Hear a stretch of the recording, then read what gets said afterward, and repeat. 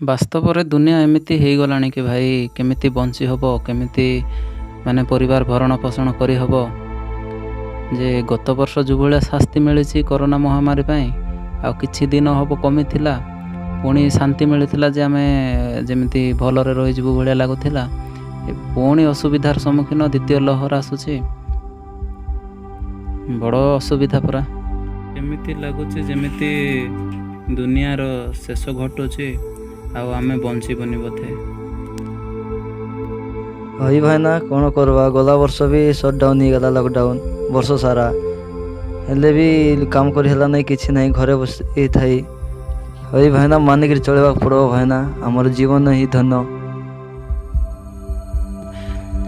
ମୁଖ୍ୟମନ୍ତ୍ରୀ କହୁଛନ୍ତି ଦ୍ୱିତୀୟ ଥର ଯେଉଁ ଲହରଟା ଆସୁଛି, ଯଦି ଆମେ ସତର୍କ ସାବଧାନ ହେବା ଆଉ 14 ଦିନ ପର୍ଯ୍ୟନ୍ତ ସମସ୍ତେ ମାସ୍କ ପିନ୍ଧିବା ଏବଂ ଯେଉଁ କରୋନା ମହାମାରୀର ରହିଛି ସୋସିଆଲ ଡିଷ୍ଟାନ୍ସ ମେଣ୍ଟେନାନ୍ସ କରିବା, ଗାଇଡ଼ଲାଇନ୍ ମାନିକି ଚଳିବା, ତାହେଲେ ଆମକୁ ଲକଡାଉନ୍ ସଟ୍ଡାଉନ୍ ଆଉ ଆବଶ୍ୟକତା ନାହିଁ କହୁଛନ୍ତି। ଯଦି ନ ମାନିବା ପୁଣି ଥରେ ଲକଡାଉନ୍ ସଟ୍ଡାଉନ୍ ହେବାର ସମ୍ଭାବନା ବହୁତ ଅଧିକ ରହିଅଛି।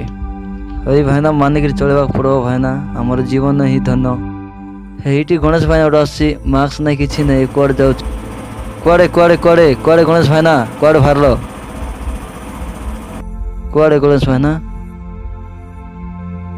ଏ ବୋରିମାରେ ଟିକେ ଯାଉଛି, ମାର୍କେଟିଂ କଲା ଭଳିଆ ମେଡ଼ିସିନ ପତ୍ର ଆଣିବି ଆଉ ପନିପରିବା ଟିକେ ବାହାରିଛି। ହଁ, ମାସ୍କ ପିନ୍ଧିବାର ସେତେ ଅଭ୍ୟାସ ନାହିଁ, ତାପରେ ନିଶ୍ୱାସ ନେବା ପାଇଁ ଟିକେ ଅସୁବିଧା ହେଉଛି, କାନ ବଥଉଛି, ସେଥିପାଇଁ। ହଁ ଠିକ୍ ଅଛି, ଯାଇକି ଆସ ହେଲେ। ହଁ ଯାଇକିରି ଆସୁଛ ତମେ ବି ଯାଇକି।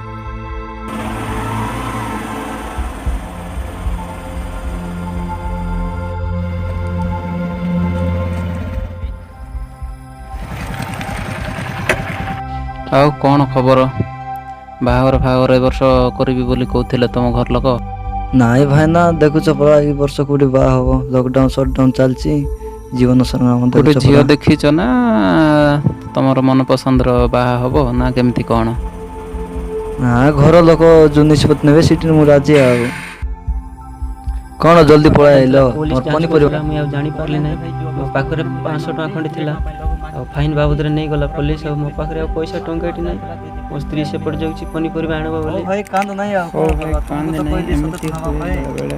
ପଳେଇଲ, ଛାଡ଼ ସେ କଥା, କାନ୍ଦ ନାହିଁ। ଘରକୁ ପଳା ଯାଅ। ହଉ ଠିକ୍ ଅଛି। ହଉ ଠିକ୍ ଅଛି, ଚାଲ ହେଲେ।